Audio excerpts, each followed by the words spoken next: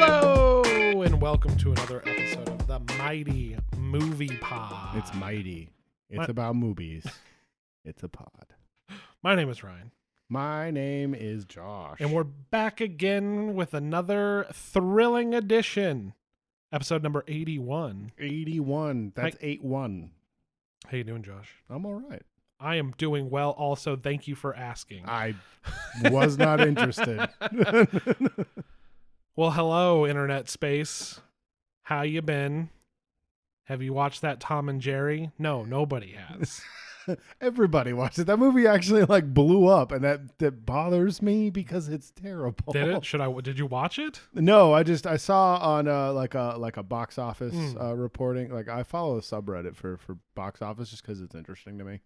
But yeah, apparently it made some pretty good money. It's one of the most financially successful films of the year so far. I forgot that I can actually go to a movie theater and watch it right now. That's good.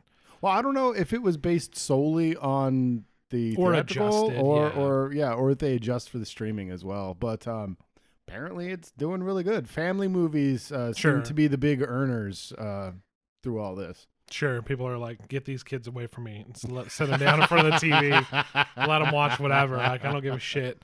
Watch the Tom and Jerry. It's hilarious. That movie looks like hot garbage, and I'm always tempted to just watch it, but just from the trailer, I know it's the same cash grab they've been making since the Smurfs. I think was the first time they did this. Where Garfield. It's just, maybe Garfield, yeah. Where it's just but Garfield still had a basis in that area. Like, you can cast a John and make a cartoony-ish looking Garfield, but more cat still, and that I think that's what Garfield looked like. I can't. Yeah, it was Garfield. A CGI but realistic, but animated face. It wasn't a Lion King situation where they're photorealistic CGI lion. Yeah, but it seems to always be that was why I was so disinterested in the Sonic the Hedgehog movie, because again, here we go they played into the plot with it a little bit, but it's always that where it's just people with a cartoon animal and no one seems to react to the fact that they're cartoon animals. They're just a nuisance, or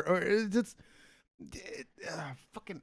Yeah, in Sonic, it was that he came It's the same. It's the same shtick. They just tried to write it into the plot, but it affected the story more than these other movies do. Like Smurfs, they did it. They came from Smurfington or wherever the hell Smurfville, I think, something like that. And then Gargamel was there and everything. But it's whenever they're gonna make one of these nostalgia cash grabs for kids, they always do that same story, and it oh man, I'm a stuffed shirt and here come these wacky cartoon characters, and I don't want to see them do that to my boys. I didn't even like the first Tom and Jerry movie that they made where they talked. That movie was terrible. No. Do they talk in this one? From everything that I didn't see it, but from every trailer that I saw for it, they're the same silent protagonists that they always were. Okay. But they're getting into Tom and Jerry shenanigans. I can't be bothered, man. It's stupid. If you're going to do this, just make an animated Tom and Jerry movie. Sure. Hell, just slap a couple fucking episodes together real quick and call it a 2-hour movie. Right. No. Leave them alone, man. They've got the original shows on HBO right now, and I've watched a couple of them, and they're still fucking hilarious. So at least it stands the test of time. Sure, but stop doing this to things that I love. It's not ruining my childhood or anything like that. I hate that claim, but it's just if you're going to do this, put some effort behind it, really pay attention to the source material and go for it. I can't fucking stand it, man. Sure. But the market research probably shows that this was the better move. Probably. And apparently it worked out. So good for them. But I still am just this disgusting. It's shallow, stupid. Yeah. Tripe. There's a lot of family movies that I never even think about watching.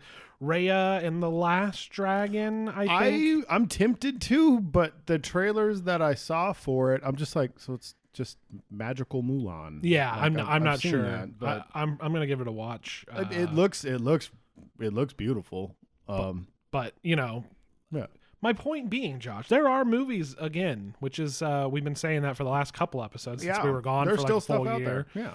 And they're going to keep on coming. I mean, the movie we're talking about today is not a new movie. No. Well, it's the same movie, but it's a totally different movie. And that comes with its own pitfalls and rises. But it's the same It's the same movie. Yeah. It's not. The changes that were made did not change enough for me to be like, no, oh, this is totally different. It is on one hand a director's cut, which usually just inserts deleted scenes back in. Yeah. It's got which there are plenty of. It's got that aspect to it. It's got a little bit of the plot changed in re-editing, and it's got new scenes and extras put in, so that's kind of a weird thing. Like, it is all of the above. It is a director's cut. It's a new movie. It's the same movie. It's a mess. It's weird. It's a mess. It's like one of those situations where you go into somebody's house or room and it's just a huge mess, and like they're the only ones that know how to navigate it. Sure. So it works out for them, so it's an organized mess. And that's what this movie was, as far as I'm concerned. Sure. Justice League. We're talking about the Snyder Cut Justice League. Zack Snyder's Justice League on HBO Max. Josh, tell me. 4 fucking hours long.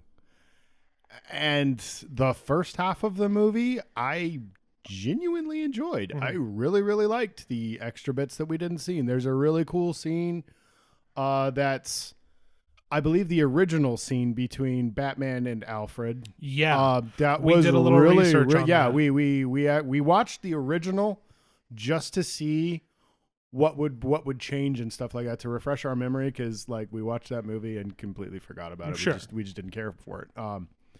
So when we watched this again, we were going through this through the scene in the early film early in the film. Thank you. God damn it. And we got to this scene between Alfred and Bruce where they're talking about, what they've done, what they have left to do and everything. And the weighing in on the situation, kind of an exposition scene, letting you know what the film's mission is. And, it's a little bit more of a serious tone to it than the Wonder Woman movie. And we were in the original one where they pretty much just talk about Wonder Woman. That's why it's a Wonder Woman movie. But, we were curious to see how drastically it had changed, and we went in and the lighting is different, and you deduced that it was probably artificially altered because there was no way to change. They just reshot the whole scene basically. Yeah, well, okay, so the Whedon was the reshoot, and the Snyder was probably the original. Like you mentioned, we wanted to spot the changes, and there's not too much to say there other than the stuff you thought in the first one was added. Fucking was, and it's gone. Yeah. But this scene in particular, this scene still exists, but it's wildly different. Yeah. And we were like, oh man, he must have just reshot this. And I went, well, let's go look back. Maybe it's just cut differently. Yeah. No, the scene in the original theatrical release is a reshoot, and I believe this was the original scene because the hairstyle is more consistent with the whole rest of the movie than it is in the theatrical release. Yes. So Whedon reshot that scene, and now we're getting the original scene. So that's strange. So this isn't the reshoot. The original was the reshoot. Yeah. And it's a better scene. I don't know why he decided to reshoot it, other than I would have to follow the plot thread a little bit. I think at that point, since the whole beginning of the movie is structured different, it was probably he needed to reshoot it because the stuff they were saying in the original, which is now in the Snyder Cut, Jesus Christ, wouldn't have made sense. It's confusing. But the Snyder Cut, the way it's done there, it actually flows with what we saw happen in the beginning of the movie. Yeah, it works better with the original opening. But since Whedon changed the opening, I think that's why he had to reshoot that scene. The whole Batman fighting a parademon and it leaving a blood splatter that looks like the mother boxes is gone. How to introduce the MacGuffins he changed it to the laziest thing ever. Like that is the worst so of what bad. Whedon did. It was so bad, and in this, that's gone, and it actually flows from one scene to another better. It connects better, because in that scene it was weird as hell, because you had no idea how much time had passed between Batman versus Superman and Bruce on his mission to go recruit everybody, and it opens with Batman fighting that parademon. And I commented on it when we were watching the Whedon cut, where I was just like, when did Bruce have time to grow a beard? Like, he just grew a beard and shaved it off immediately? Because it's just, you go from him being Batman to him being in the North looking for Aquaman, and he's got a full-on beard, and then the next scene is him shaving, which is the scene that was altered. Changed, yes. And in this one, he goes, you get you get like an altered version of the end of Batman versus Superman, and then the next time you see Batman, he's looking for Aquaman, and he's all bearded up, and there's dialogue when he returns to Alfred about how many other places they've been looking for this guy, and how long they've been out. So you get a little bit of an explanation of the amount of time that has passed, and Bruce shaves off the beard, and it feels more natural that he wouldn't immediately go from clean shaven to bearded, and it works better. Yes, and well, it definitely does. And like I said, I don't think it was Whedon's. Here's the thing: the fact that the movie were like mandated changes. Exactly. The fact that the movie is largely the same isn't it. So it's not that Whedon wanted to just fuck with it. No, it was he had to cut. It had to be no more than 2 hours long. That was the mandate. Cut it down to 2 hours. So the fact that's a hard thing to do when this fucking guy shot 4 hours of footage. You know what I mean? So I think I had heard somewhere that it was 6 originally. Sure. Yeah. So he had a lot of footage to cut and still make it cohesive. So I think he just changed around the beginning, because the beginning of the movie is very long and very drawn out. Yeah. And so that was why it had to be this lazy ass explanation of like, well, 3 boxes and the parademons. We work into that in this cut, but you don't. Whedon didn't have the luxury of the pacing of this movie. No. So it wasn't that he just wanted to fuck with it and make it stupid. That was just like a fuck it, we'll add in a scene. I guess this so works. It makes sense. Yeah, I guess this works. Yeah. So like, of course it flows better in this one, but again, it's also much longer and they're exploring the characters and their motivations a lot more. Because the first half of the movie is about of the Snyder version is 2 hours long, and you're not really even near where you were no in the story in the Whedon film. No, well, the movie would have been over. Yeah. So let's talk about probably the main difference, other than the look is obviously more Snyder. It's in 4:3 for no reason whatsoever. It was his vision, despite the original teasers when Snyder was still directing it was in 16:9.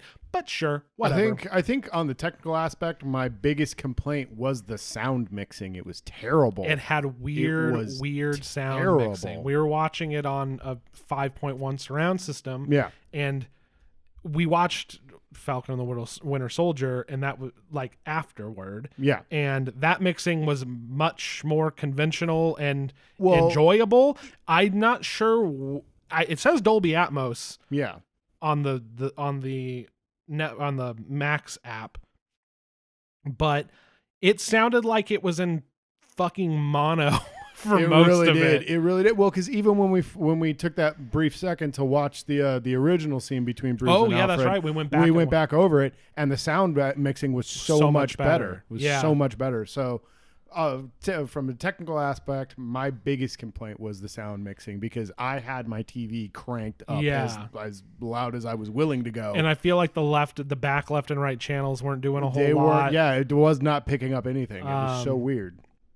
Some music maybe, I don't know, that was weird. So the aspect ratio, the sound mixing, and the color grading, that was all different, obviously, but the main difference, I think, is fucking Cyborg was a character in this. Cyborg is arguably the main character of the whole movie. I mean, it's a half-assed version of a main character. Him and his dad have motivations. Yes. You understand where things are happening, and That aspect is so much better. Yes. I was making a joke about how in the original one, the fucking third mother box is just taken off screen and they all kind of just look over and go, oh shit. But like, it still is stupid that they forgot about it. But I mean, they did have a bigger threat going on. Yeah, well, and it shot out of the building after they, you know, like it did in the original one, but they went to try to stop what happened. And there was an explanation of why Steppenwolf would show up once it was awake. Yes. In the original cut, they just forget about it and then he shows up and takes it. In this one, there's an explanation of how he knows where they're at, why they, like, it has to be woken up and they can smell where it was, but they don't know exactly where it is. Yeah, the whole they detect fear thing was gone. The and rules it was of the just MacGuffin were much better. The mother boxes, they knew how to find the mother boxes because the parademons were connected to it. Yes. So, and that's why when they wake up Superman, they were like, he's going to come shortly after that, so this better work. It's less of, they weren't really worried that things were going to go bad like they were in the first one. It was just, let's do this. And then they slowly go, uh-oh, I think something's wrong, which works better. But overall, Superman's in this movie, his parts exactly the same. They're exactly the same. And nothing's different. That sucked because we were hoping that because it was so much longer that maybe they'd get to Superman earlier and give us a little more time with him, like reacclimating himself. Maybe, you know, he's wacky for long, or he's confused and disoriented longer. Yeah. Or something. Yeah. Like it was not Batman's plan to have Lois Lane there at all. Which was by happenstance. Which made or Martian a lot Manhunters. more. Which I will praise the Whedon thing. We'll get into Martian Manhunter in a second here. It made more sense in the Whedon movie, that whole setup, because Batman would have had that in contingency and been like, remember the kryptonite gas that he had in Batman versus Superman? Yes. Maybe some of that. Something like that. I think, and we would have never done this. You can't pay me to do this. But if we would have watched Batman versus Superman and Justice League, I think we would have had little better context. Maybe. Because there was a lot of things from Batman versus Superman that I've completely forgot, like the whole movie. And that I think were brought up in this movie, because I believe Batman and Superman and Justice League were supposed to be like part 1 and part 2 of the same story. Yeah. From what I understand, he had like a fucking 9 movie thing planned out, and they're like, you can make 2. So that's why nothing ever makes sense. This 4-hour movie he made, it's all right. Yeah, it's okay. He managed with what he had. God, I never thought I would say this, but I liked it. It's the best of his DC movies. It is the best of his DC movies. It really is the best of his DC movies. Yeah. It's as is the Snyder way, a lot less human, more on point, more practical. That befits the Batman character, which is why I liked that scene between him and Alfred so more, because it was on mission. It wasn't like, oh, you have Wonder Woman's phone number. Yeah. You should be calling her. And he's like, you should call her. I'm nervous. And he's just like, oh, well, you'll never get a girlfriend. It was weird as shit. And in this one, it was just like, well, how long are we going to keep doing this? You know, this isn't working. Have you ever thought that maybe you're the wrong guy for this and everything? Sure, yeah. And he tells the team, like, he works. This is Alfred. I work for him. Yeah, and then that got muddled almost immediately, and then they just all knew he was Bruce Wayne and that Alfred was his butler. Yeah, it was a dumb lie, but sure, most of Batman's lies are. Yeah, I liked it. It made a lot more sense in a lot of places than it did before. And it made less sense in a lot of places than it did. Again, it's like a director's cut where they add a lot of deleted scenes that add context in case you were like, well, why does this happen? Or why does that happen? Especially with Cyborg, how we started this conversation. Yes, with Cyborg. That was where we were going. Him and his dad and where he started and his motivations and his powers, everything is explored in this, which is insane. Because in the first one, he's just like, I'm here now too. Oh, I have the box. We didn't even know where the box was when he got it. Now we saw him thought it was have at it the in his closet. The whole time. Yeah. Then we saw him go and hide it. Then we saw him get it. We saw him explain how it worked. Yeah, his dad. I was impressed with what they did with his dad too, because in the original, his dad just shows up and fucking Cyborg just openly hates him, and his dad comes across as kind of a piece of shit. And in this, it gives more of the actual Cyborg origin story, where his dad was trying to keep his kid alive. He was overcome with grief and made a mistake, he went insane. But briefly. Had hope after that, and we watched him do heroics. Yes, they were weird. It's like his graphic user interface of going into the Matrix. Basically, he can just make stacks of cash happen. Yeah, everything is has a literal physical representation in the Matrix, and I think it would have been a little bit better if it was all codified. Like I brought it up how Neo saw everything inside the Matrix, where it was all code, but you could still tell that they were people. The wireframe, basically. Yeah. Yes, wireframe. Tron-esque stuff. It was good. I'm like, I would have to go back and listen, but I'm sure we just talk shit about like, why was Cyborg even in this movie? Yeah, like when we saw the original, and it's like, I liked Cyborg in this. I actually liked Cyborg a lot. I liked his bit in the epilogue as well. Like, oh yeah, that was really, really good. I liked pretty much everything with Cyborg, and I can see now why Fisher's mad. Sure, yeah. I also don't really know who the good guy and who the bad guy is. Yeah, I don't know. We don't know all the deets on that, so yeah, I'm not going to comment on it. But I know he was pissed about all the scenes of his that got cut, and rightfully so, because he's actually a worthwhile character in this. I'll say this: watching that makes me, because Jared Leto just pisses me off most of the time. But watching this, I'm like, I am thinking that I'm gonna believe Jared Leto that he said hours of stuff that he recorded was cut out of Suicide Squad. I believe it. And I'm just like, well, you could see that even in the trailer, because there was a whole bunch of stuff the Joker was talking about and scenes with him that were not included at all. They were just trailer shots, I thought. And when he said that, I was like, yeah, right, Jared. This movie just sucks. They did you dirty. It makes me wonder, though, is there a better version of Suicide Squad? Yeah, it's going to come out this year. Right? Possibly. They literally are rebooting a movie that was made a few years ago. Yeah, I just it's not called Suicide Squad 2. No, it's called Suicide Squad. Yeah, and I think there's a new subtitle to it or something stupid like that. But yeah, I don't know, man. I don't know. It's weird to be in this position right now, because I hated all this stuff. It's not weird to like a DC movie, because we're on record of loving Aquaman and Shazam and Wonder Woman and what have you. But it's weird to like not only a Zack Snyder movie, but a DC Snyder movie. You know what I mean? It was. You said it while we were watching it. We got towards the end, and you're like, "Well, it's definitely the best Batman movie he's made." Oh yeah, because Batman's awesome in the movie. Ben Affleck did a great job. I liked Ben Affleck when they announced him for Bruce and what they were going to do with him. I liked what he brought to the character. He ruined that later, by the way. My goodwill I had with his handling of Batman, but. Yeah. But at that time, I agreed with that. And that epilogue, you could just not watch that epilogue, and the movie is whole. Yeah. Like you could wrap it up before that started and the nightmare sequence began, which was very tacked on and pointless. And just because I think he was mad that he didn't get to do his grand epic, so he just put in little ideas for a poke and a prod to probably get the fan base to rise up again. Yeah, and will something into existence. That's exactly what it was. Yeah. There's like 3 epilogues. There's the proper one that wraps up the story. Wraps it up, and you hear his dad. Adds a little bit more context to what we knew from this new version. And then this scene of Bruce being like, yeah, I fucking bought the bank that bought your farm, And then Flash, there was a little bit extra to that scene where Flash comes in with his dad. Yeah. That was more to that. Yeah. A little bit of Wonder Woman. That was really cool. I got to talk about, she goes out with the arrow.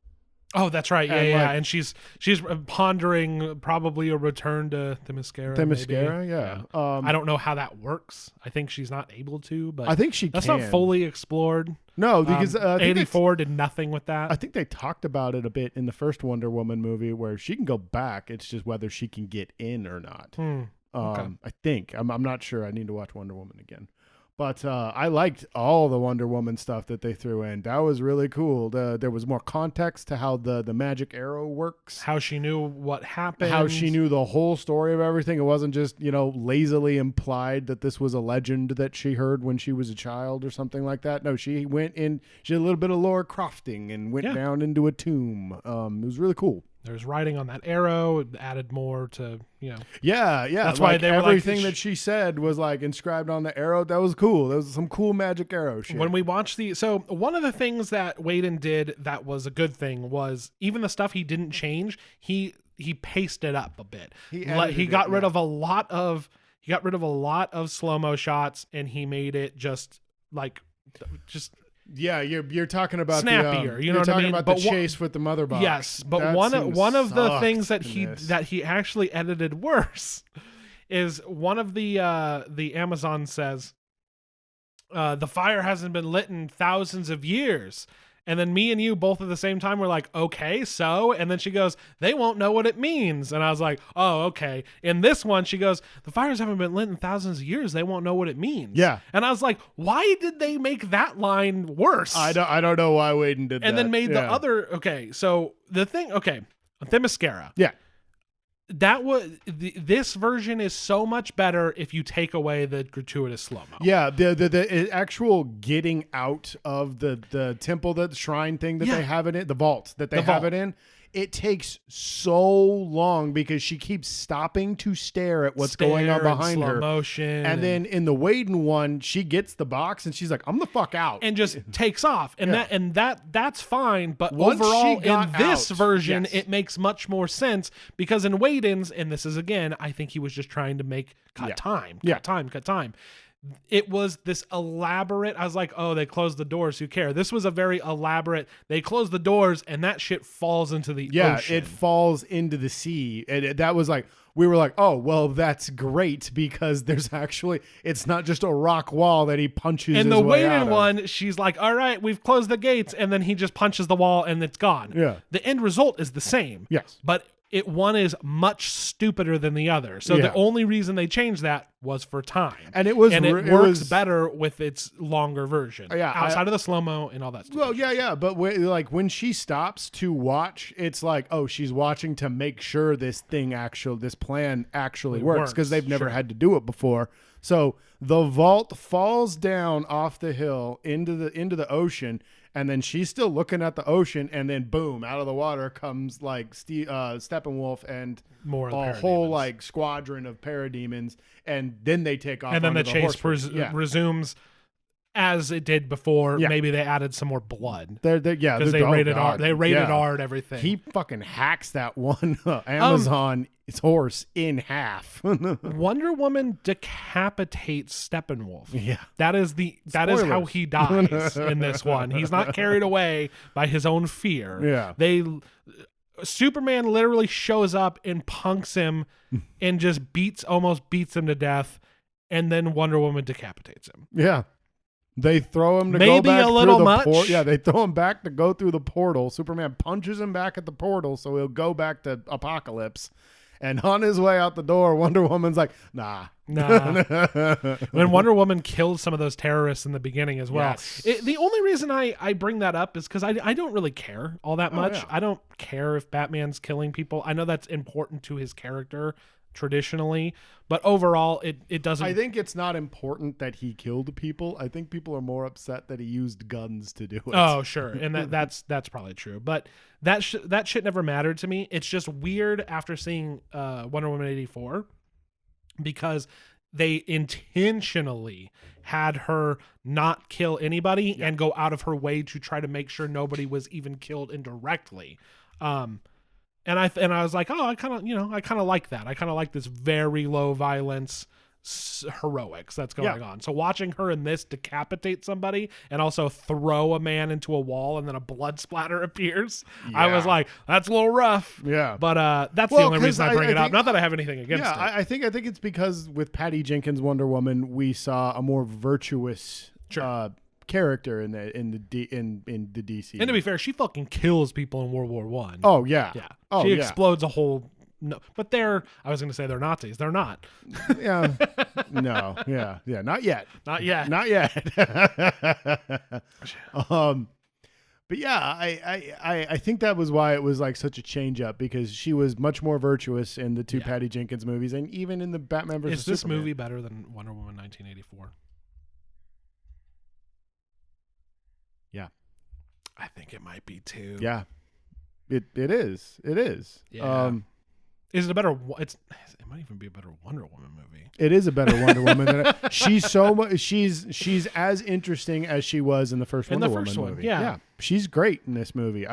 Sure. Whereas, see, that's the thing. We keep saying it's the same, but it's not, because all the there characters get better due, like they get their due, and yeah. it, like Flash going to apply for a job and saving that girl, while it seems kind of like a ridiculous kind of like, why do we need to watch this? But it's a really cool scene because you get a better idea of who Barry is. Yeah. Than just like, I'm trying to save my dad. You get some good funny I was surprised at how funny. I was going to say, one of the things I like is that Whedon did not manufacture the jokes when it came to him. That's Snyder. No, and I'm like, Snyder has a character that is fun.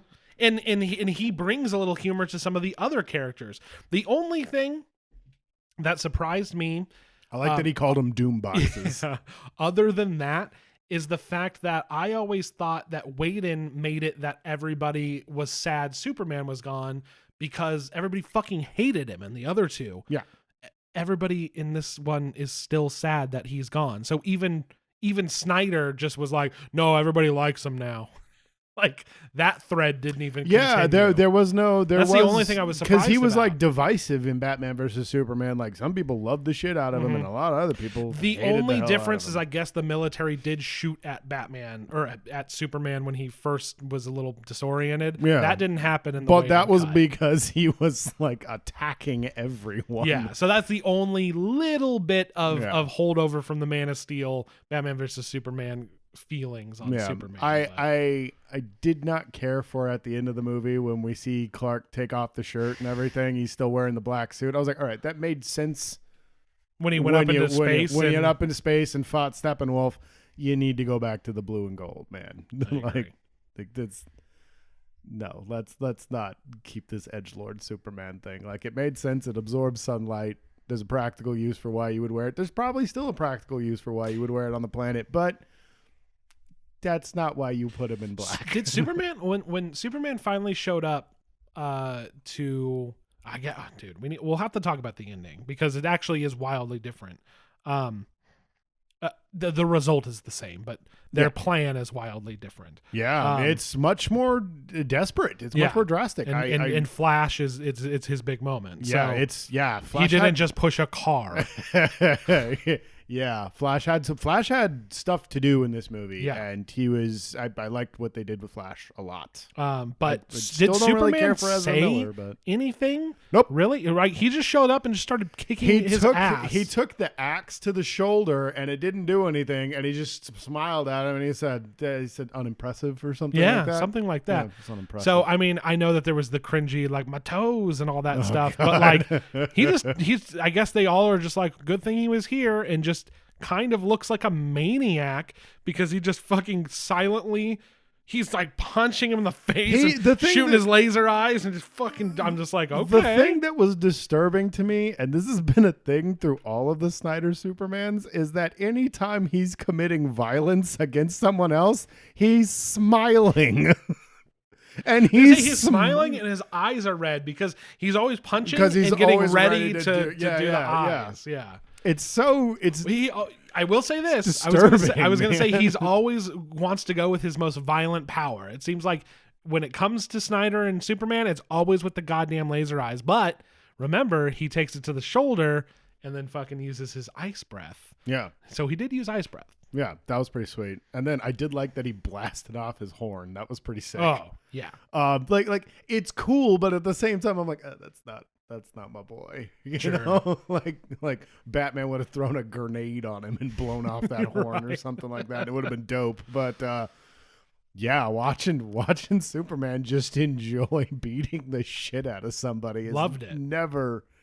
Never cool to me. And also he didn't just show up. He went to find Alfred, and Alfred was like, "Yeah, bro, so Alfred, that I liked because in the Whedon version, he had no fucking idea where they were. No. Like he's just like, I'm here now. In this one, he's like, oh, they told me you'd come by. He's like, yeah, well, I'm here, and he's like, okay, and he lays out the plan for him. I assume we don't see it. We don't see it, but yeah. You know he goes to Alfred. You know and he has somewhere gonna, to yeah. And not only that, his entrance was way cooler in this one with too. Cyborg's dad, there was a sacrifice, so they knew where Steppenwolf was as well. All of that was explained. Well, much and better. I remember we were both angry at the pointlessness of that scene. We're like, so he only accomplished murdering himself. That was it. Did you think it was going to destroy the box or something? I'm like, you just died and they took it anyway. Yeah, I was like, this is fucking stupid. And then he's like, wait a minute, no, he superheated it so we can track the radiation. And I was like, oh, that adds up because I don't remember. I think they detect like a radiation spike due to where the mother boxes were. They literally were like, movie. there's only a few places that you would have to be somewhere secluded. Doesn't get more secluded than this. All right, let's go. And they just happen to pick correctly. Yeah. So yes, they this made much more sense. It made much more sense. And like that's the thing about the movie is it's not great. For a Zack Snyder movie, it makes a lot of sense. Yes, for a Zack Snyder you can follow movie, the plot. There's perfectly. like character development and stuff. I think that's what blows me away. It's still not a good movie, but it is infinitely better than what we first got. Sure. Absolutely. Yeah, it still is Snyder versus DC. So like it can only ever be so good, but it's very close to that level it could possibly be. It's obnoxiously gritty. Mm-hmm. It's laughable in a lot of the scenes that you're supposed to be like, oh man, this is real shit. Badass. Yeah, but it's better. It's his best DC movie. Yeah. They did my boy Aquaman wrong though. Oof. Yeah. Yeah. We let's get into the bad changes. Yeah. To get rid of Icky Thump, man. That was... The scene is still there. Yeah, it's still the same scene. He just took the fucking song and made it this dreary song about the king, and it doesn't even fit what's going on around him. Like, it's all the same slow-mo of him, like, walking out, drinking the whiskey. A badass song like Icky Thump fits that scene. And in this, it's this really sad, like, girl or dude singing about a king, and it's all super depressing. And then he just kind of disappears into the wave while doing everything else he does the exact same shit. And it's like this 90s badass. We praised it the first time we talked about this. They tried changing the tone of the scene, and maybe if you've never seen that scene before, it'll land, but I'm differently, But I'm looking at it, and I'm just kind of like, you're trying to change the tone of the scene for no reason. Just play Icky Thump. It's like we did one thing right. Just let him have it. It's like I said, I just saw like this slow, like in the background, like fade up vision of like Snyder just flipping the bird with a sign that says "fuck you, Waden" or something like that on that one. I was just like, the fuck, man, this is so stupid. But that's a bad change. That was real bad. Other bad changes? Well, the epilogue has its problems. You know what I think is a bad another bad change is are we gonna get into Martian Manhunter? I was just gonna say, you know what else is a bad change? Martian fucking Manhunter. And I hate saying that because Martian Manhunter is one of my favorite DC characters.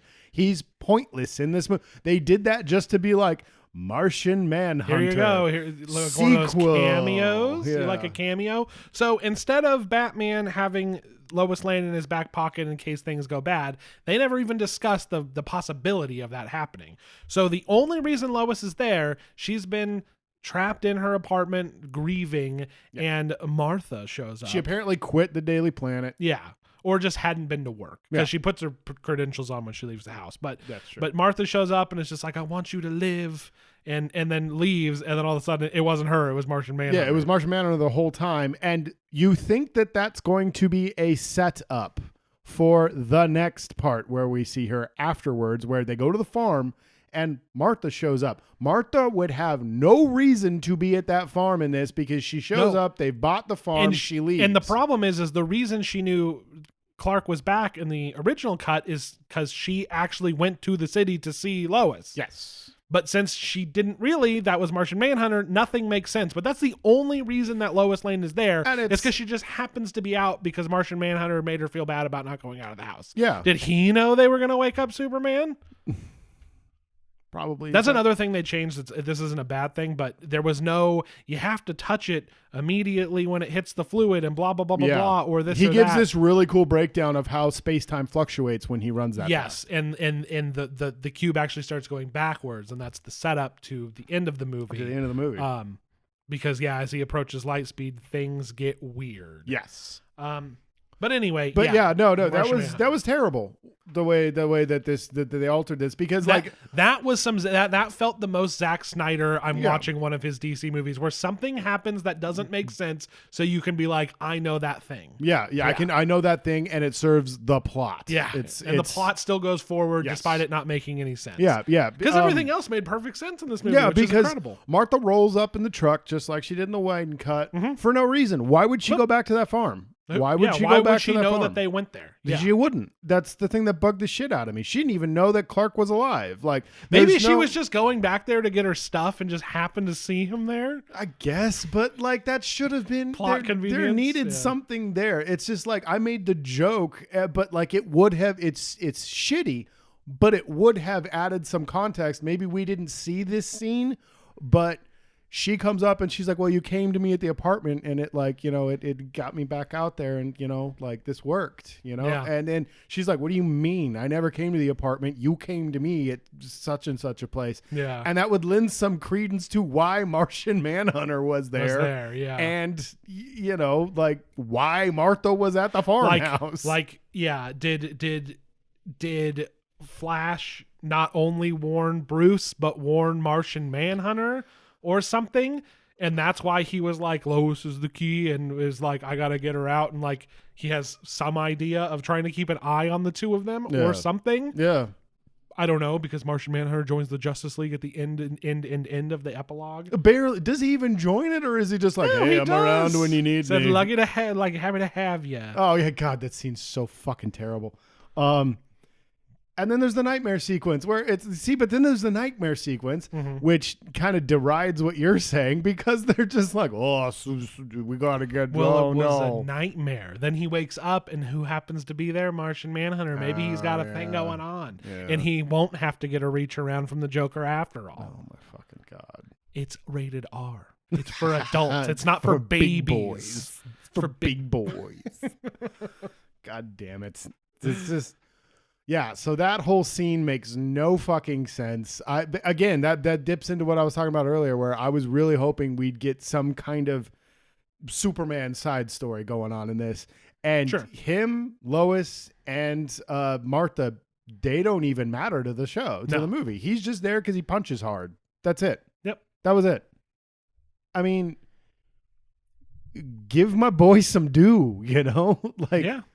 It's just, I don't know. I was really hoping for more, and I actually somehow got less while having more. Yeah, it felt like less. It felt like the Superman thing was even more tacked on. Yeah. Not tacked on. It was definitely. Oh, it's supposed to be there, but it seems like an afterthought. It's just like, well, he's part of the Justice League, so we got to put him in there. He wakes up and then goes, well, they woke me up for a reason. I think that conversation was a little different. Yeah. He was like, because I don't think she said, Bruce needs you. I think he was like, they woke me up for a reason.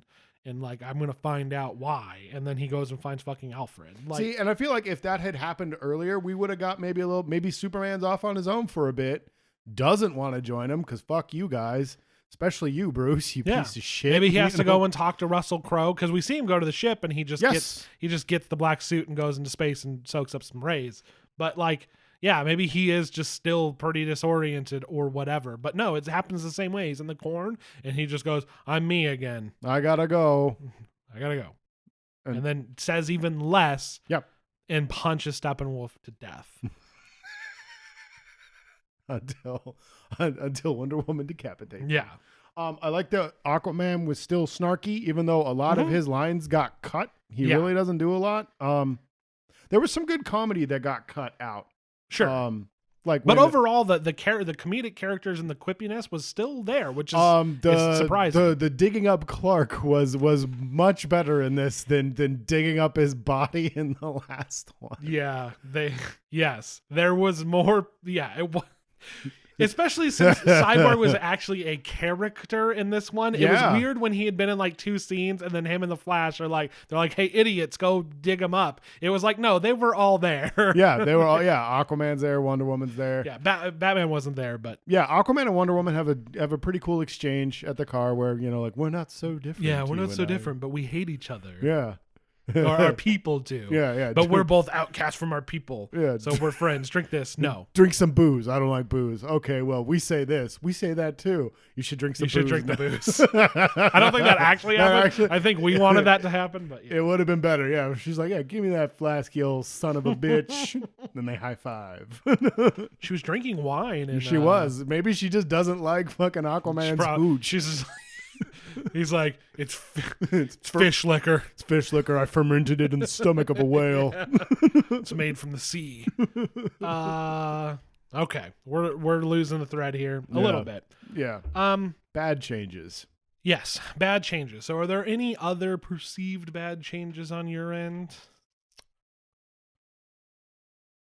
It's kind of weird when it's all pretty much the same, just extended. Epilogue aside, because that's just adding stuff. Mira's weird British accent. Oh my god, what was that? Everything with Aquaman is really bad and really weird. Yeah, it's like they're trying to acknowledge the Aquaman movie while still not acknowledging the Aquaman movie. Yeah, they added Willem Dafoe instead of just Willem Dafoe. I liked the version of Willem Dafoe in this movie a lot better than weird Power Rangers boss. Instead of Mira just being like. Instead of him just being like, I'm going to need a couple things. And it's like there's mention of his brother and he's using this parademon bullshit as like propaganda that the surface is attacking. Yeah. That stuff was cool. But overall, their dialogue was different and weird, and she's British now. Yeah. That was so weird. Like out of nowhere. Cause she wasn't British in the first. So I wonder if those were she wasn't British in the Aquaman movie. I wonder, was that the original and then Whedon was like, that's dumb and reshot it? Or did he have her ADR over that with the British accent? Yeah, because we were looking for ADR a lot, and there's a lot of ADR in the movie. Sure. There's some, somebody says something with their back turned to the camera, but none of it was gratuitous. Yeah. No, dude, it's just so everything with Aquaman is so weird underwater. Everything else is pretty much the same thing. Yeah.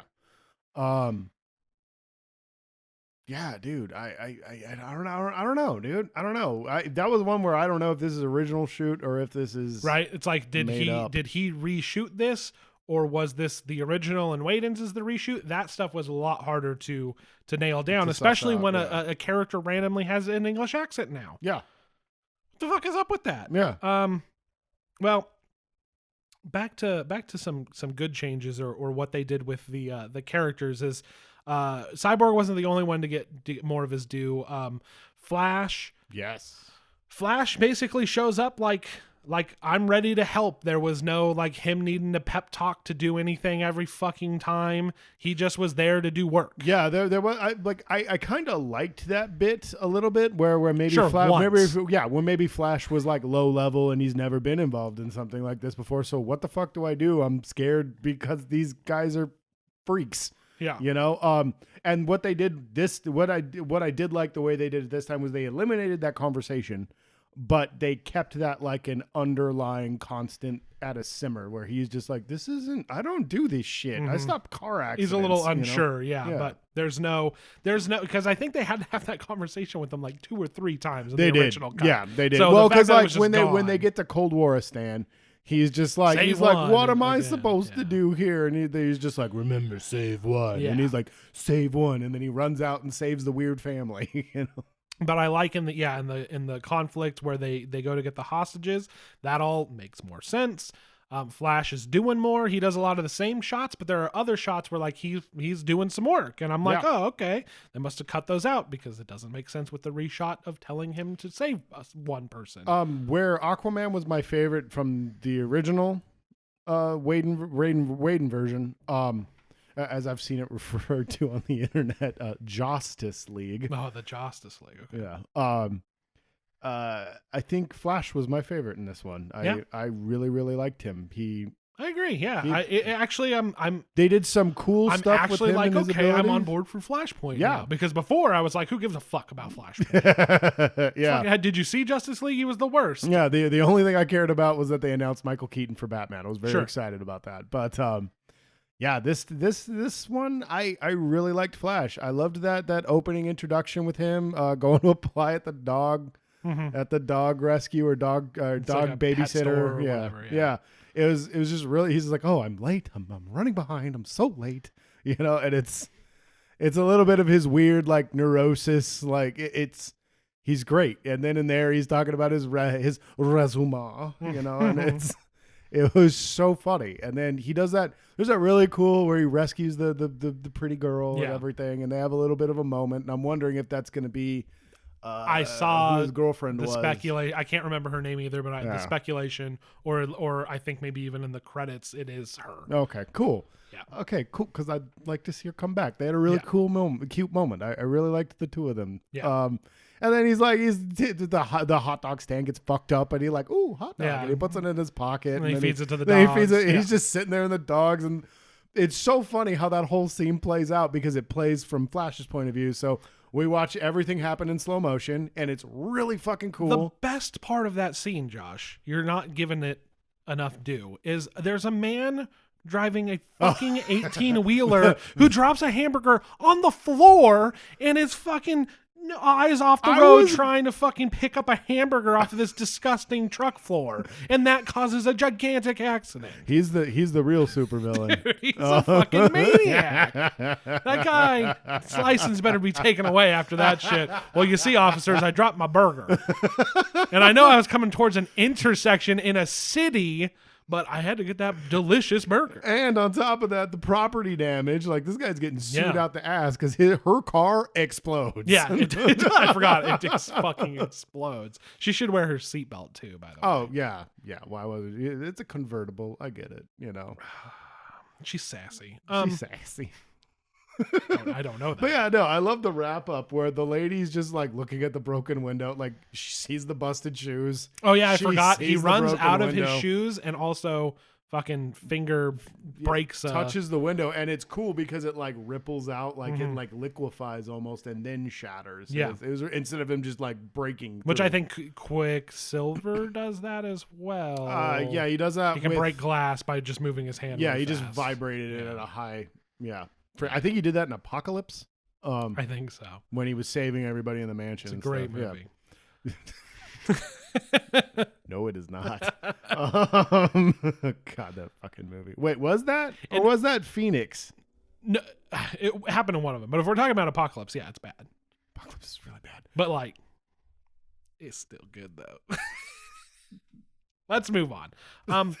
Yeah, I disagree with you so much. And then what I was talking about when he was explaining how he could put energy into the cube, and he was talking about what's happening when he's going the speed of light almost.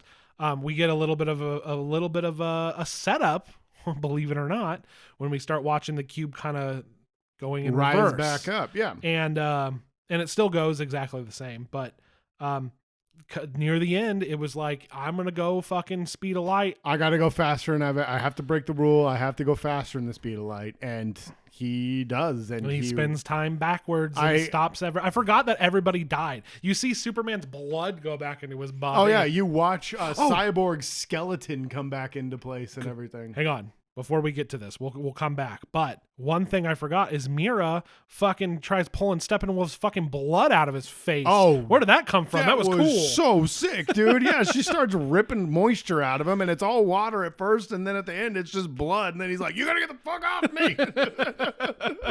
I'm just like, I did not know she had the ability to do that. Yeah, well, she controls water. Sure. Anyway, yeah, their original plan was he was going to go basically do the same thing. Yeah. And he was going to blast the energy into Cyborg so he could get into the Unity. Yeah. But he gets fucking shot ridiculously while he's going almost the speed of light. A parademon just sniper shoots him fucking COD style. Yeah, he somehow puts together, like, watching how him fast run, he's going. How fast he's going, and he's like, "Oh yeah, here we go. I need to put this." I was like, He's a dumb. He's a glorified parademon. stormtrooper. He's a moron. You know, like shoots him, fucks up the plan. They fail. The Unity fucking explodes. Yep. And everybody dies. And then he's like, "All right, it's time to break the rules." And he goes faster than the speed of light. The complaint I had with that scene was they built it up like it was going to lead into Flashpoint. Like he disappears. Sure. Like this is he runs so fast that he's gone. And yeah. maybe that's how he would lead into the next thing where he's jumping through time and dimensions and stuff. Maybe like there's that. unknown side effects that we're not aware of. That could be interesting, but yeah, the way they built it up, it was like this was Flash's big moment, and it was going to be his last moment, and then after it's all done, he's just like, zip, I'm here too. Yeah, you know, it is like, even different from the Whedon cut is when they do the cube, you don't see him then smash into the opposing wall. That was cut too. Yeah, he always, I guess, we just assume he stops on a dime because they don't ever show him stopping. No, never. Unless he's falling and hitting. I was gonna say unless he's crashing into Aquaman. That scene was super funny. Yeah, where they're both just in the broken stairs and Aquaman just goes and points at him and he's like, yep. Yeah. There's a little extra they add with Superman. Yeah. But overall that's kind of the same and it's still good. Him watching Flash and God, I love that Flash just being terrified. So funny, like, oh no. Him fucking headbutting Wonder Woman to the fucking ground. Yeah, that scene's really dope. And all of it's good.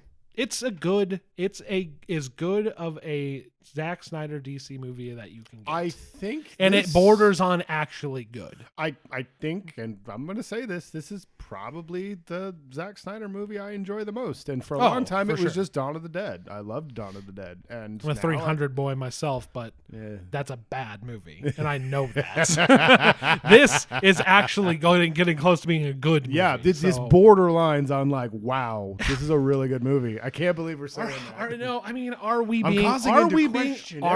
being fucking elitist nerds right now, or is this movie good? Do you think this movie is good? I think it is a quality film. It's I'm like, why are we adding all these disclaimers? Is the movie good?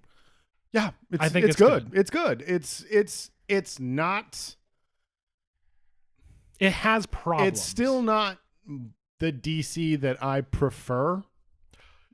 I get where you're coming from, but it's his best film, and it is as good as like Aquaman or Wonder Woman. You disagree with what he's done with the world and the characters thus far, but that I don't like the vision. That aside, knowing that and disagreeing with that from a purely film angle, like just talking about it as a film, it is a really good movie. It's not, which is the most surprising part. Yes, because typically he is very bad at putting a cohesive plot together. It's like I said, there's actual characters in a Zack Snyder movie. There's characterization. There's character development.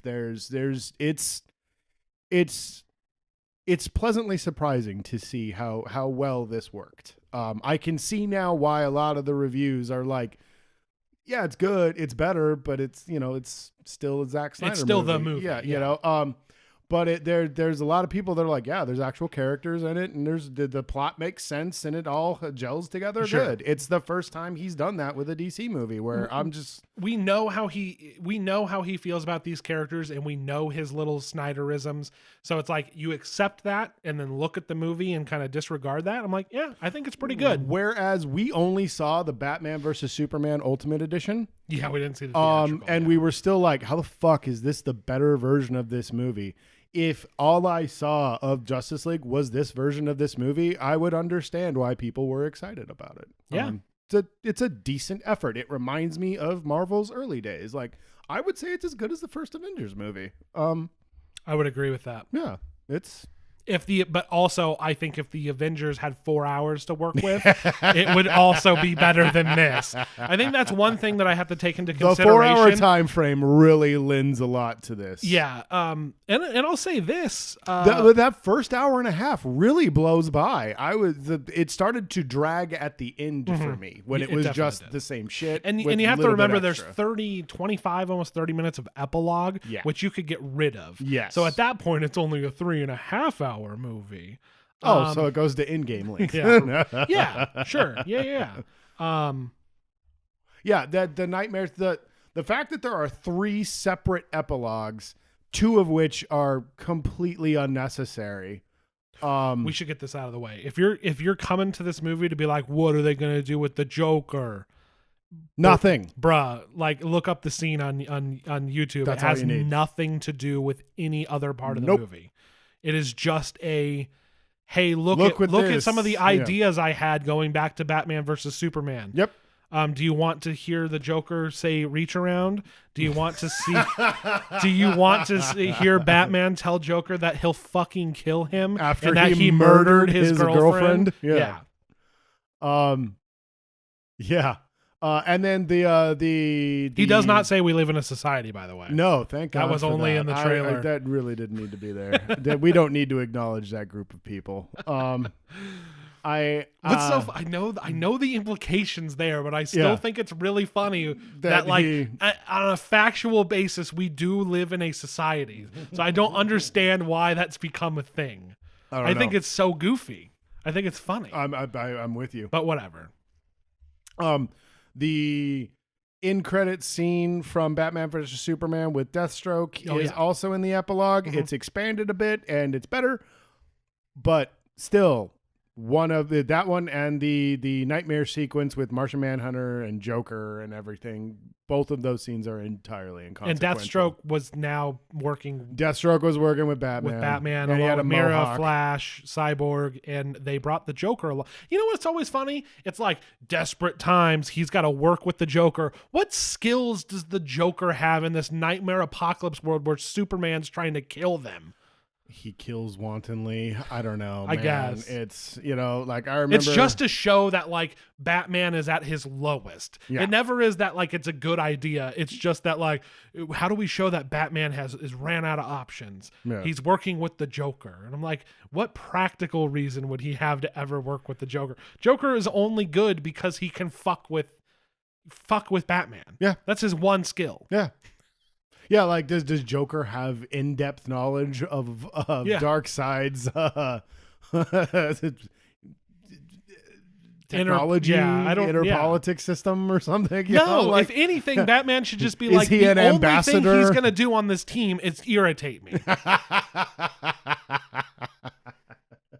And the only line I like, and again, this is a holdover from I think a theory that you're or a run that you're not a big fan of, but this was also in Lego Batman, is I do like that he's just like, I'm your best friend. You're not going to fucking kill me. Oh, no, I always like that this symbiotic, like parasitic relationship between the two of them that's exists. always been pretty cool. I think it gets blown out of proportion. Sure. But, where they love each other. That shit and that came from Frank Miller's Dark Knight Returns, where Joker's always referring him to his darling and like his one true love and all this stuff. Yeah. And it's sometimes it carries over, and depending on how it's written, it's like, I can see Joker being fucking weird like that.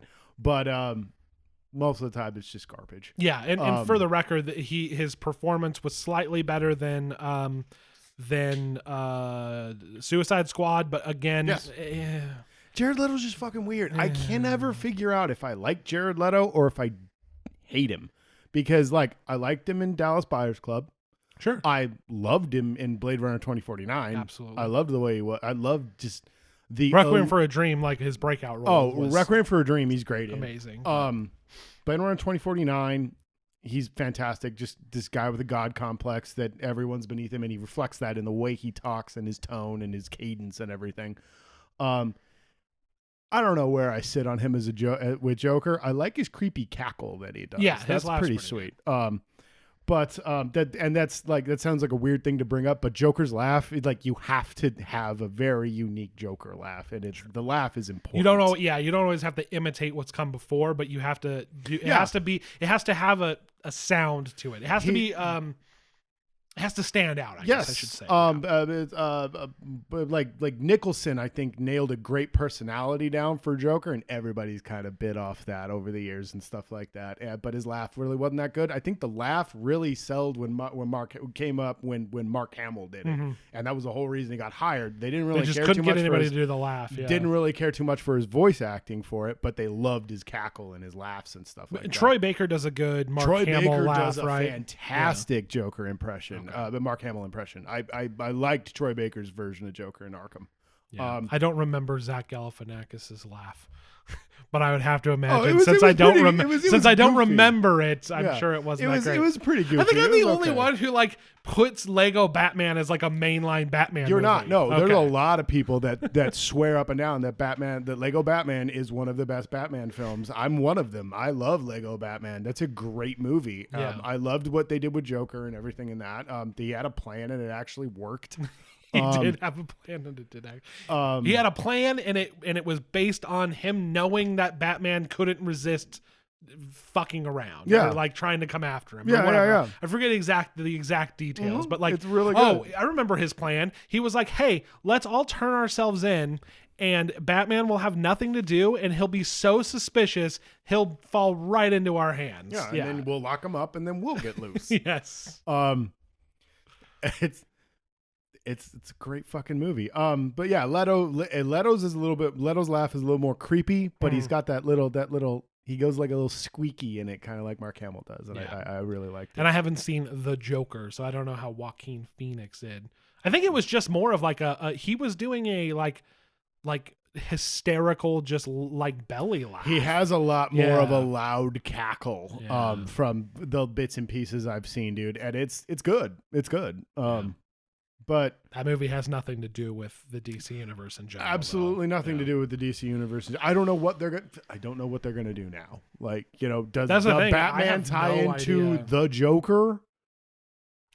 That's what I think. I think that the Batman and the Joker are going to live in a place, and I honestly think with the success of this movie actually being good and the fans actually willing it into existence, I think they might let the Snyderverse have a couple more shots, and the Batman will live separately from the Justice League.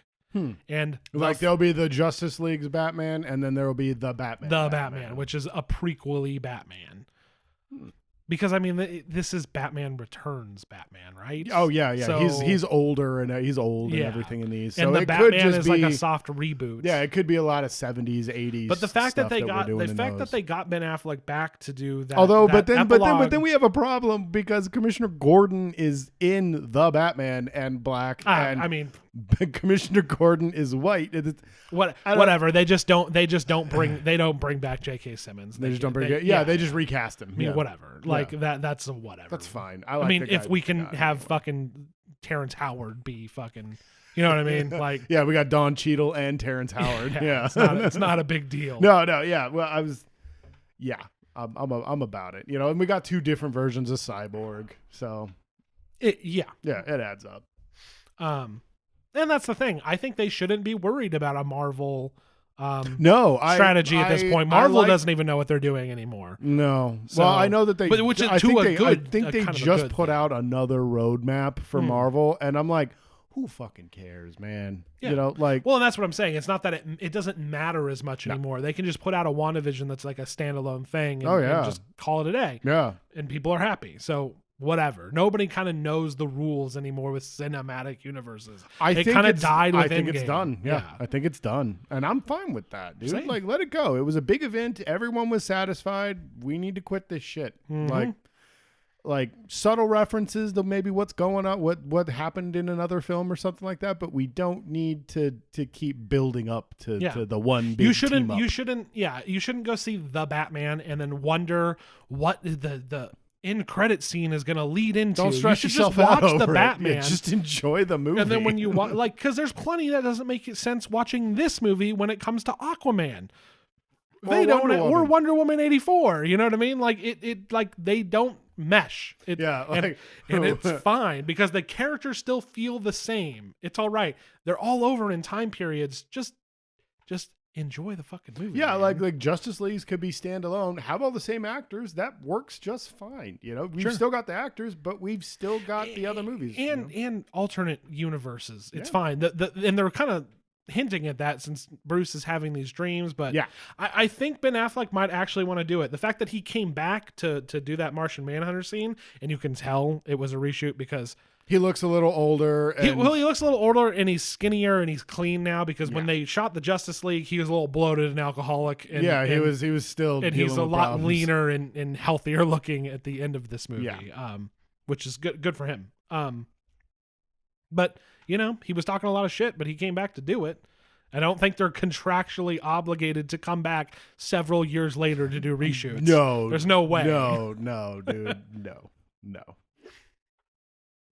So, I don't know. I'm looking forward to more, which is weird to say. Sure, I'd be if they're all Islam. I don't know. Here's the thing: Snyder would be in control, and I think he can't help himself, and he's not going to have 4 hours to work with. He's going to have to make a 2.5 hour movie, and I don't think he's capable unless they keep him on the streaming service. Sure, but that's that amount of star power. Yeah. At post-COVID, when things go back to normal. You're right. No, you're right. He would have to go back to, hell, give him a 3 hour fine. Sure. You know? Maybe just let the guy do what he wants to do. Maybe, because we proved that when he can do whatever he wants in any time frame, he can make a movie that makes sense and is pretty enjoyable. And I think that given that we won't really need origin stories for so many characters, he won't be panicking and if we do, about you that. have somebody else do it and have it be a separate thing. That's what I was saying. Where like everybody's got their standalone films, and every once in a while, Justice League movie pops up. But sure, like nothing Shazam leading up to like it. Yeah. we could just drop Shazam into the Justice League right now. Yeah, and it would be fine. It would be great. It would be hilarious. Oh god, him and Flash would be funny as fuck together. Right. A child on the Justice League. Yeah. It's amazing. Oh, so you were up here and I was watching Young Justice and you were just like, does nobody know he's a kid? And I was like, nope. Well, and the best part was that he went home and he was just like, I want to hang out with Young Justice. It's way cooler. It's way cooler. I don't have to worry with all the rules and all the bullshit. Yeah. And they called him I think it was Captain Marvel. Yeah, they call him Captain Marvel in that. Yeah. Anyway, because I don't know, that slipped under every lawyer's radar. I hear a lot of people. He was the original Captain Marvel. I hear a lot of people that still refer to him as that, and that I guess they are legally allowed to still call him. I think he's still called Captain Marvel in the Justice League cartoon as well. Yeah, so I don't know. Anyway. It's just that whole thing is such a shit show of copyright bullshit and how everybody manipulated that law. And the war between DC and Marvel is like long over. They both operate independently just fine. I believe so. Yeah, I think they still take pot shots at each other. Sure. I know they're still creating ripoffs of each other's characters. Yeah, of course. But like that. But that's what I mean. I don't think they go after one another for things like that any longer. Yeah, no. Because like. Warner Brothers is a huge fucking company that's making the movies. Disney literally owns every aspect of Marvel. There's no reason. They're like, we're Disney. We'll buy you if you fuck with us. Like, yeah. And besides, I feel like Shazam's a cooler, more fun name. Yeah, I think it's fun. Yeah, I'm actually finding myself looking a little bit more forward to the future of DC. See what's going on. If these are just one-off Snyder versions, fine. Dude. Yeah. Maybe it needs to be a little extreme. Let this be a little end and a little what could have been there at the end. And I was like, it could have been whatever. But the main bulk of it, him just like, this is what I envisioned. Wow, that was much better than I would have given you credit for. I am shocked that we both came to the consensus that this was actually a good quality film. Yeah. I was not expecting this. I thought it was going to be 4 hours of more Snyder. And it is, but it's like Snyder at his best. You could have cut down this runtime just by getting rid of gratuitous slow-mo. For sure. The content of the film could have stayed the same, and we could have saved ourselves like 7-8 minutes. Dude, if we take out the 2 extra epilogues and the slow-mo, we're probably looking at like a 2 hour 45 minute movie. Yeah, for sure. So, there's that. But overall, quality film. yeah, who knows what comes of this? I'm not even going to stress with it. We got Flashpoint. There's We've no got reason to. The Batman, this weird, they're going gothic fucking Crow-esque bullshit with it.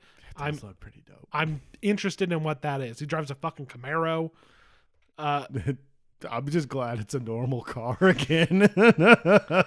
I'm interested in what's going on there. That could flop on its face. Who knows? But yeah, damn. Who would have thought we made fun of after Justice League? Like, what a failed bullshit Snyderverse nonsense. Then I see this and I'm like, there might have actually been potential there. There may have been something to that Snyderverse. Yeah, I mean, it's weird let's not forget, Man of Steel and Batman vs. Superman are terrible. You can't get me to watch those movies No, they're again. fucking terrible. Fucking awful. They're fucking terrible, man. So, like, wow, he made, I'm not going to fucking cry if this goes nowhere. He made 2 terrible movies that led up into one pretty good movie. Like, who cares? Anyway, all right. Let's call it there. Unless there's anything else you want to bring attention to. No, dude, I really don't have anything else. Yeah, who would have thought that, like, there's not a lot to say. Anything you thought Whedon did, it was cut out. Yeah. And it to no detriment to the film other than Icky Thump. And fucking Bruce having a fucking backup plan instead of just one thing they got rid of that I brought up when we were watching it was there's this very cool humanizing moment for Bruce in the Whedon cut where when they come back from the fight with Clark, he's like taking out the costume, he's gonna take care of, do his medical thing on himself, and you see all the scars and his shoulders popped out a point, and there's this really cool moment between the two of them where she's like, you're gonna fucking die, and he's just like, yeah, no, and it's like, yeah, it sucks being Bruce because everybody out there is pretty much invulnerable except for him. I would have to watch that again and look at his hair to know if that was added or not. But I'm sure it was. But the reason I think that maybe it wasn't is because Snyder's version still has the little bit of stuff between them, like they both grab at the mouse at the same time. Oh yeah, there was tons of that, and I don't really care about the but the whole just like seeing what it's done to him. He's just gung ho this whole movie. Yeah. I liked that we got to see what the toll of being the Bat is. That was because that's important to Bruce. Like the man's had his back broken. He's died a couple times. Literally died and almost died a couple times. So I feel like it's important to always touch on the fact that Bruce is constantly on the razor's edge of dying in every conflict that he goes into. And it's cool to see that human aspect of him. I like Batman because he's a man. I don't think he's this unstoppable tank godlike bullshit that everybody seems to love about Batman that I think is terrible flanderization of the character.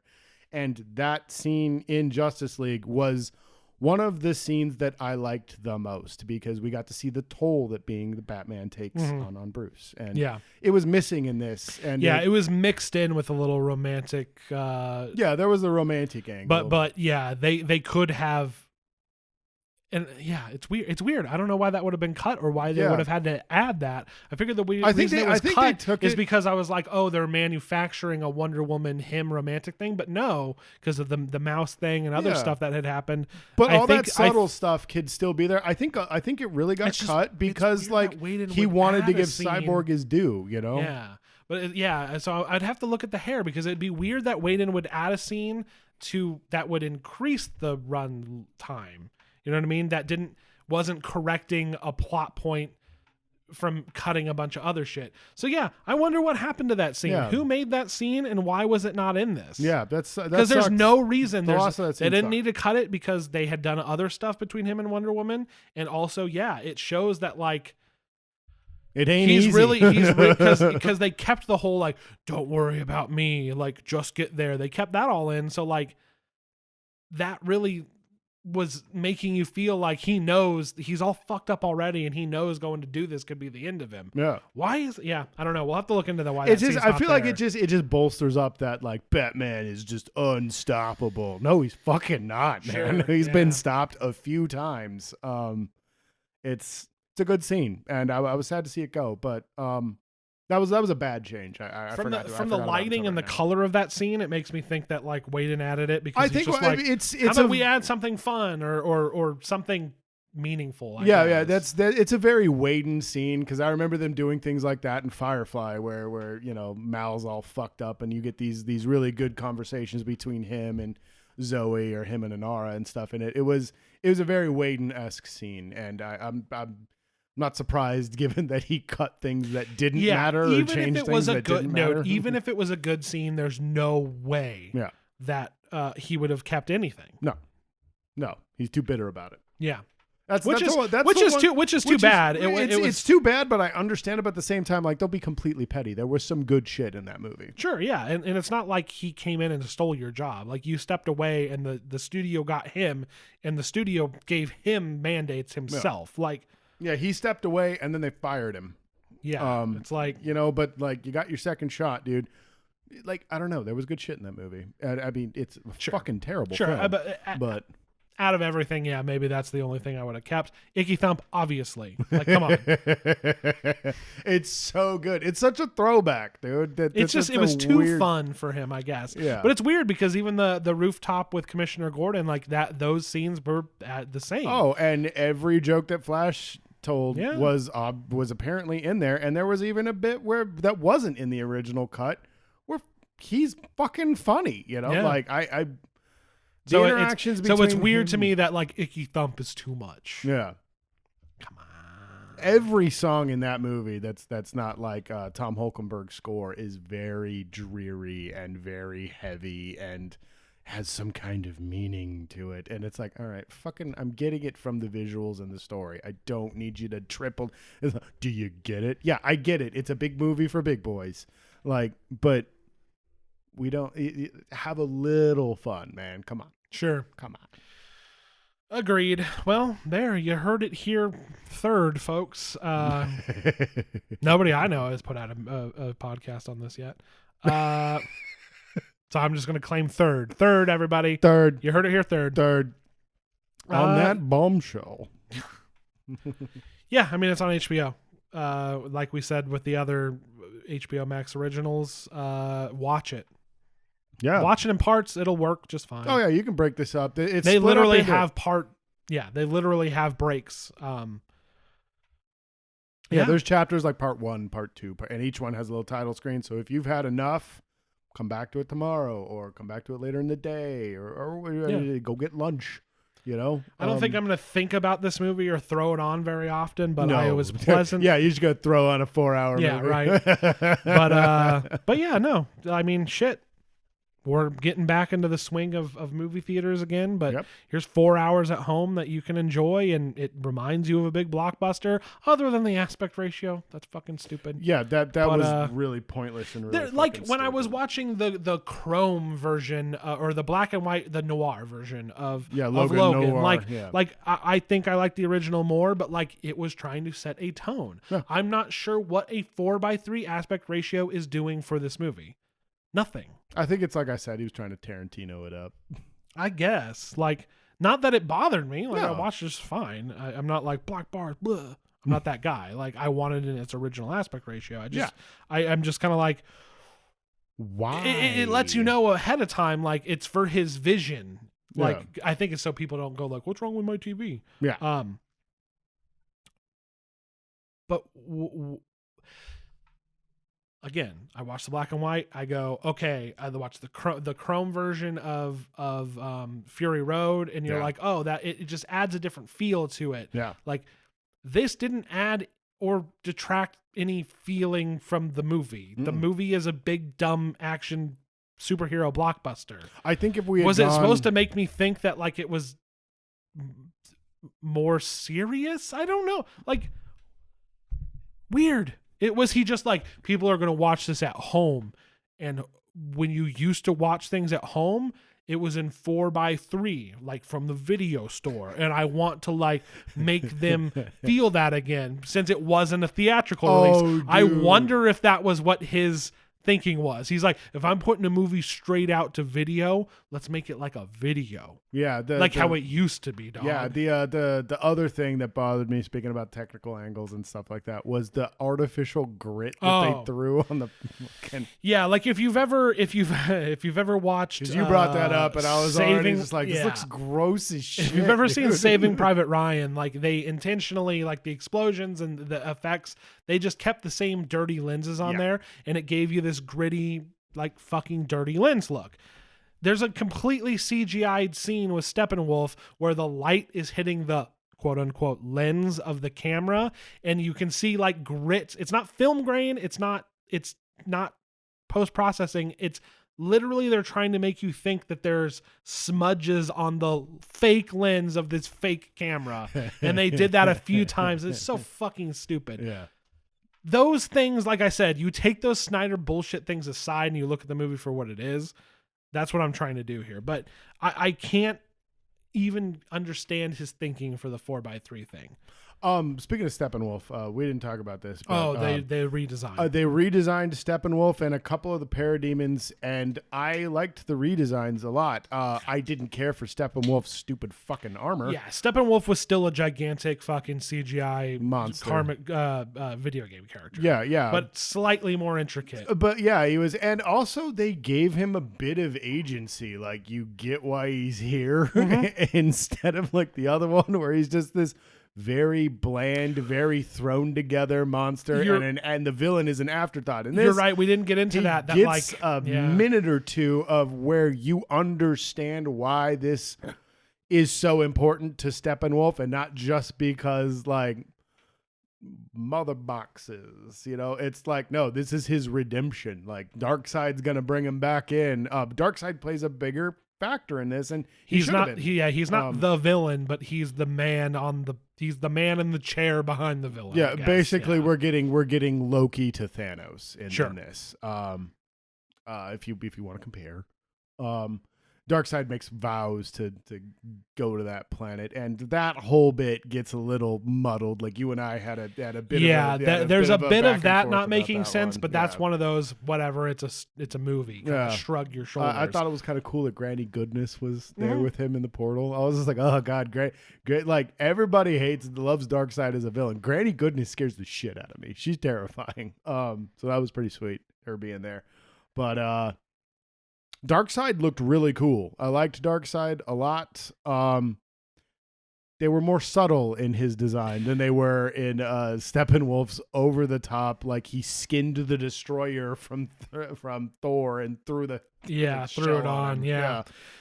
Just overall Steppenwolf, like, more intimidating, more imposing, a lot bigger. Yeah, he has a handler. He's got reason to be there other than I'm the big bad guy here to fuck shit up. It's like, there's more there. So like, while he is still the main villain, there are people behind the villain, but overall it doesn't change a whole lot. No. I think that's probably why we failed to bring it up. But yes, he was redesigned and his motivations are slightly different. Yeah, he gets a little bit more of a character bit in it, where instead so he's not just like, I'm evil. Yeah. You know, it's there's a goal here, and I enjoyed that little bit of again, like we said, there was characterization in this movie that we did not expect. Yeah, definitely. I second Ryan's.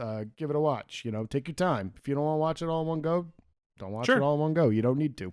Yeah, I mean, we've been making jokes leading up to this, and it's just kind of like, wow. It's still fascinating as an oddity to see two of the same movie, but one's not even called extended cut or director's cut. They're just acting like they're two different movies, which is very funny.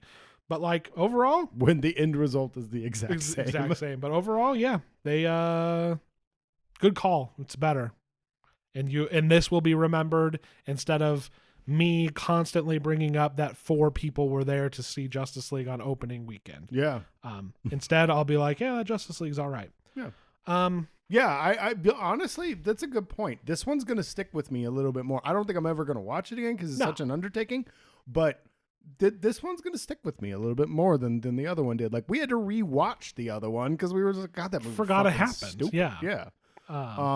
this one's going to stick with me. Yeah, people will remember this as like DC's big thing, which is it's crazy. And who knows how this would have landed, and who knows if this would even happened if the landscape of the world was different. Yeah, I know. And when things go back to normal, are all the movie companies going to be like cutting off their streaming services and going back to the old, no, you go to the theater and give us $25 to see this right? film? I think that because WB owns a stake in fucking HBO, that's not going to stop for them. But I think a lot of the other companies. It depends. Somebody Paramount whoever's and, looking Marvel. at the books will figure that out. But but it's weird because we're getting to a point where things are getting back to normal. So it's just crazy for me to that like. Anyway. Well, I know that they okayed the movie before the pandemic. Okay. But I don't know if they would have fucked with it, even though if they this said got it was released going to in be theaters, because it's not, right? No, not at all. I don't think so. I think it's because just like Tom. I know service. Tom and Jerry and stuff is, but I think this is a straight to HBO Max. I think this was their big sell when it came out. Now I think that may have been always the plan. Maybe that like this was going to be their big get. But they were going to bring everybody in with this one to the HBO service. Yeah, you're right. So I guess this would have happened regardless. But yeah, I just wonder. I wonder where they go from here.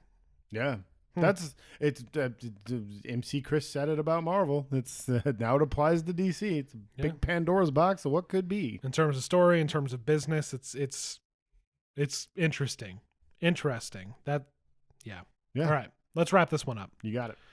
Because I don't have anything else. But we will be back. We of course have Kong versus Godzilla. We got Winter Soldier and Falcon. Winter Soldier and Falcon. That one. First episode, pretty decent. I like what they're doing. Yeah, I can't really. Honestly, what we've got so far. I'm just gonna say something real quick. Sure. I like the world building. We're getting a better idea of what happened during the blip, which is such a stupid fucking thing to call that.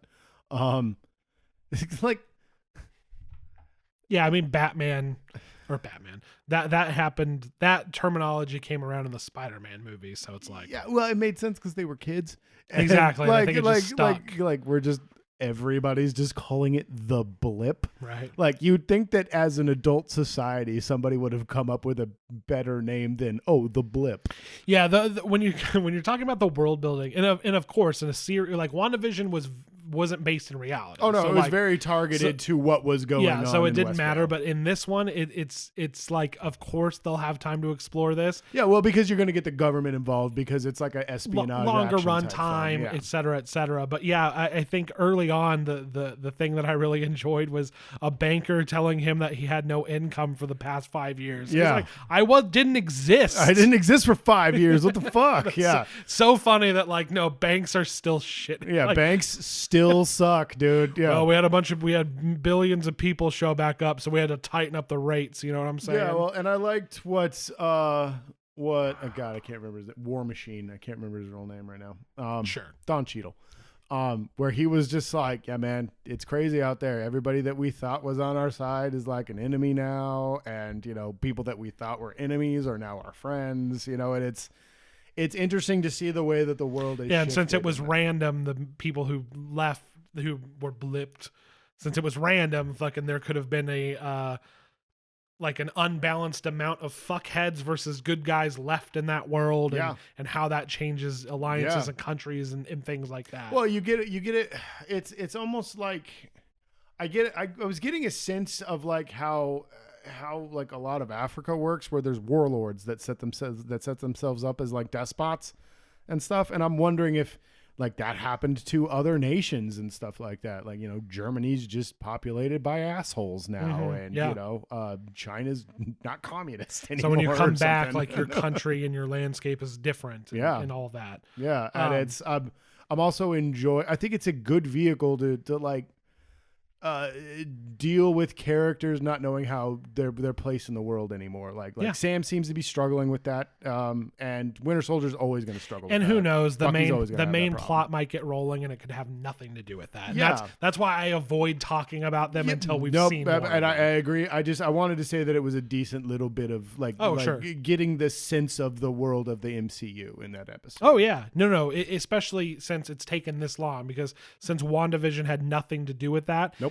Nope. And Spider-Man was more focused on kids being fucking kids. Yeah. We're finally getting. We're not going to get the political climate in a high school. Exactly. We're finally gonna potentially get a lot of the current climate of the MCU. Yeah. Which is interesting and interesting and can set up some of the bigger stuff they're going to do later. Yep. I like what they're doing, man. I said it about WandaVision. I like what they're doing with these shows. Mm-hmm. So we'll see what goes from here. We'll be back. We'll definitely be talking about that show. Yeah, we'll definitely be back with that. We'll be back with the Kong versus Godzilla. Still on the fence about whether or not I'm going to see that in the theater. I'm not going to see it in the theater with other people. However, there are some fucking competitive rates to just book a theater for yourself. You and I were discussing that, and I like that idea. You can get a theater all to yourself and up to 20 people, which it would probably just be me and you. Yeah. Well, potentially it could be more people. Yeah, but for like $150, which is like my dream. Well, because like you and I were talking about doing that around about your birthday was it Rise or Last Jedi? It was Force Awakens. Was it Force Awakens? I wanted to get a theater all to myself, and we're talking thousands. Oh yeah, dude. It was like I think it was like 1,400 or something like that. Something like that. Yeah, we were like, fuck that. We're like, never mind. I'll see it with people, and it ended up being great. But like. In these times, I'm just kind of like, nah, I'll watch it at home. Like, why not? But then I'm like, but private movie theater. Though. Yeah, private movie theater, and I want to watch Kong smash Godzilla's face in a giant screen. So I'm really like, I don't know what to do. So stay tuned for that. Yeah, find out the thrilling conclusion. What did we decide? Yeah. So those are the two things on the horizon, but there is much more. We're on all major podcasting apps, including Apple Podcasts, Google Podcasts, Stitcher, and Spotify. You can find us on YouTube. That is where our original series... Why do you gotta say it all? Oh. That's where our original series, Classic Catch-Up, can be found. We're currently in the middle of doing our Star Trek series, and you can watch Star Trek the Motion Picture. Classic Catch-Up. That is YouTube. We are Mighty Fish Productions on there. We are twitch.tv/Mighty Fish Productions. I want it noted that is the first time I think in the entire podcast where he has fucked up this whole spiel. Right? Because I've been trying to get faster and quicker with it. That's where you can find our thrilling gameplay. There's so much to play at the moment. I couldn't tell you what we'll be on there doing, but we're working on that, and I swear to God it'll be up there. Yeah, we've been doing some Diablo 3. Just hanging out. Torchlight 3. Also, I just found out the new Magic the Gathering ARPG that is free is coming out in like 2 days, and it looks pretty cool. And I downloaded that, so we need to play that. Yeah, dude, I'll grab that. I didn't even know that was happening. Yeah, it's weird. So you can like controller it, you can WASD it, or you can do the clicking around, and like your spells are based on what deck you have. Okay, so it's a card builder and an action RPG? Action RPG. We'll have to check it out in a couple days. It sounds a little bit like how they're doing Loop Hero almost. Yeah. Okay. So we're gonna be playing ARPGs basically. If you want to watch Diablo or Torchlight or whatever, we might run through Borderlands 2 or something. Yeah, who knows? And we'll be on there with plenty of Red Dead Redemption 2. Yes. That's it. At Mighty Movie Pod on Twitter. That's where you will be notified when anything happens on anything. So just follow us on Twitter. That's all we have on there is episode That's updates. it. If we're live on Twitch, episode updates, or new video on YouTube, if you want to know, we're not going to bombard you with political propaganda. This is purely functional. If you just want to know when something comes out, at Mighty Movie Pod on Twitter. Thank you very much for listening. I have been your host, Ryan. I am still Josh. And we will see you at another time. Goodbye. Bye.